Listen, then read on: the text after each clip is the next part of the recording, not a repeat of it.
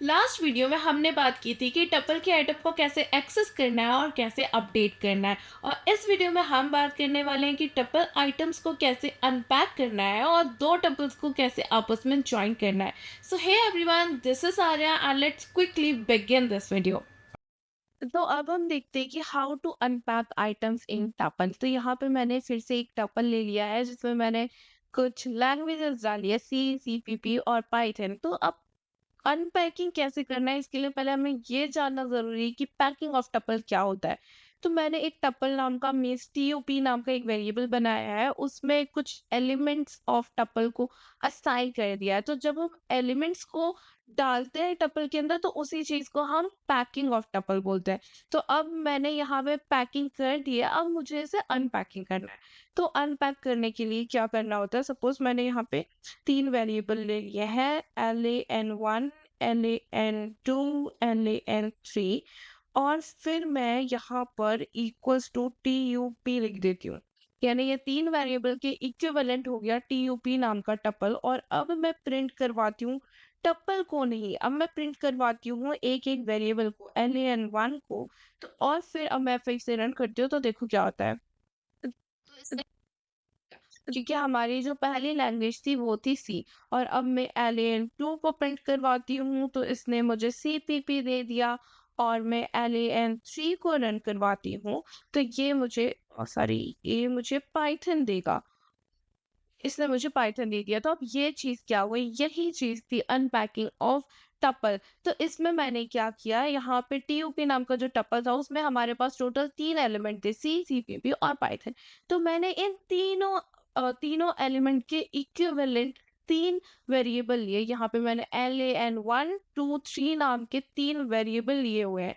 तो क्या हुआ कि LAN1 में इसकी सारी equivalent value basically corresponding value assign हो गई है। LAN1 में सी, LAN2 में CPP और LAN3 में पाइथन। और फिर जब मैंने ईच वेरिएबल को प्रिंट करवाया तो वो मुझे टपल ना देने की जगह उसने एक एक वेरिएबल को दिया।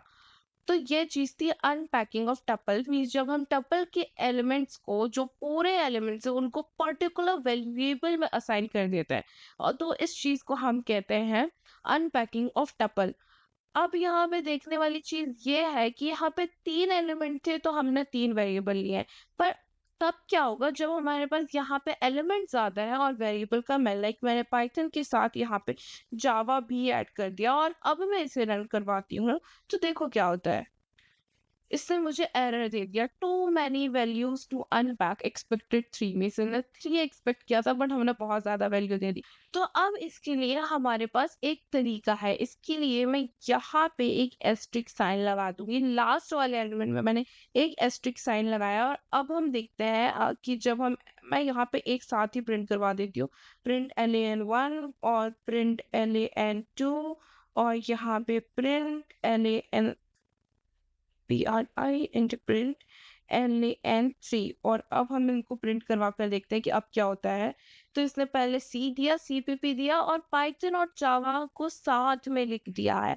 और अब इसका डेटा टाइप भी हम देख लेते हैं कि ये वाले का डेटा टाइप क्या है।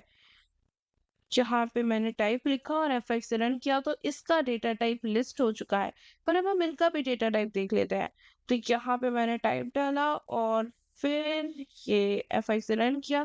तो इस वाले का टाइप तो स्ट्रिंग है पर लास्ट वाले का टाइप लिस्ट क्यों हो चुका है। तो इसका रीजन ये है कि जब हमने यहाँ पे असाइनिंग की है तो LAN1 के पास इसने C को ले लिया, LAN1 ने C को ले लिया, LAN2 ने CPP को ले लिया। पर जब LAN3 की बारी आई तो यहाँ पे एस्ट्रिक लगा हुआ है। मीन्स एस्ट्रिक लगा हुआ मीन्स LAN3 को जितने भी बचे हुए एलिमेंट्स है वो सारे के सारे लेने पड़ेंगे। तो इसलिए अब वो एक वेरिएबल सारे के सारे एलिमेंट को एक साथ कैसे रखेगा खुद के पास। तो ये एक किसी फॉर्मेट में रखेगा, कलेक्शन ऑफ डेटा वाला जो डेटा टाइप है उस पे रखेगा। तो ये चूज करता है लिस्ट को। इसलिए यहाँ पे आप जितनी भी चीजें बढ़ा दो, यहाँ पे मैंने R लिख दिया, ठीक है, यहाँ पे मैंने रूबी लिख दिया और अब फिर हम इसको रन करेंगे तो ये सब कुछ को ले लेगा। ओके, यहाँ पे तो ये लिस्ट ही प्रिंट हो रहा है। मैं टाइप को हटा देती हूँ और यहाँ पे हमने टाइप को हटा दिया। अब देखते हैं, तो ये इसने सारी चीज़ ले लिया, पाइथन, जावा, आर, रूबी सब कुछ को प्रिंट करवा दिया। तो जिस भी एलिमेंट के बाद एस्टेरिस्क लगा होगा वो बचे हुए सारे एलिमेंट को लेगा। तो अभी मैं यहाँ से भी टाइप को हटा देती हूँ, यहाँ से भी मैंने टाइप को हटाया और अब हम देखते हैं कि ये जो एस्टेरिस्क है ये हम 2 पे लगाते हैं और 3 से हटा देते हैं। तो अब क्या होता है, अब मैं फिर से रन करती हूँ। ओके, मैं इससे पहले क्लोज कर देती हूँ और अब हम रन करते हैं। तो इसमें जिसमें एलिमेंट जिस जिस तो यहाँ पे ये हुआ है कि जब एलियन 1 के पास गया तो इसने सी को ले लिया, जब एलियन 2 के पास गया तो यहाँ पे एस्टेरिस्क लगा हुआ था, यानी कि इसको सारे के सारे एलिमेंट लेने पड़ेंगे। पर एलियन 3 नाम का एक वेरिएबल भी है अभी हमारे पास, तो ये वाला अपना करस्पॉन्डिंग एलिमेंट उठा लेगा। एलियन 3 के लिए करस्पॉन्डिंग था रूबी, एलियन 3 लास्ट है तो उसने लास्ट वाला एलिमेंट उठा लिया और उसे प्रिंट करवा दिया, और फिर जो बीच के बचे हुए थे वो सारे मिल गए एलियन 2 को। और वही सेम चीज़ होगी जब हम एलियन 2 की जगह एलियन 1 पे एस्टेरिस्क लगाएंगे। अब इस पे जब मैंने एस्टेरिस्क लगाया तो फर्स्ट वाले